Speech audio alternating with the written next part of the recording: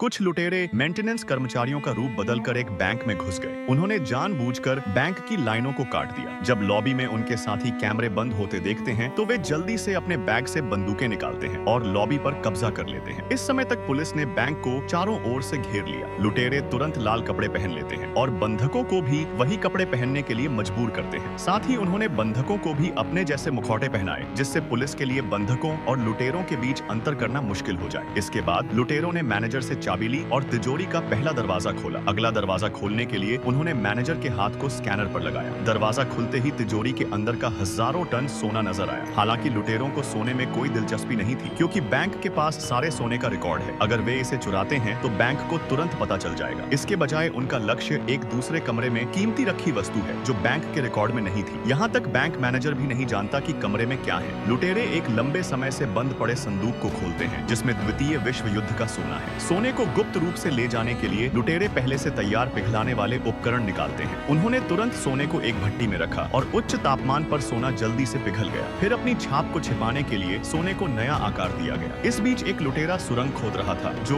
योजना का अगला पड़ाव था। इस समय पर महिला जानबूझकर पुलिस से बातचीत करती है और मांग करती है कि उनके भागने के लिए 6 घंटे के भीतर 2 बख्तरबंद गाड़ियां उपलब्ध कराई जाएं। यदि पुलिस ऐसा नहीं करेगी तो वे हर 5 मिनट में एक बंधक को मार देंगे। ऐसा करने से महिला ने अपने साथियों को सोने को संभालने और सुरंग खोदने के लिए अधिक समय देना था, जबकि पुलिस को उनके असली इरादों के बारे में गुमराह करना था। बंधकों की खातिर पुलिस के पास लुटेरों की मांगों को मानने के अलावा कोई चारा नहीं। इसके तुरंत बाद पुलिस ने बैंक के सामने 2 बख्तरबंद वाहन खड़े कर दिए। इस समय तक सुरंग लगभग बनकर तैयार थी। हालांकि सुरंग पुलिस के लिए बस एक धोखा था, क्योंकि इसके माध्यम से वे सारा सोना चुरा लेंगे।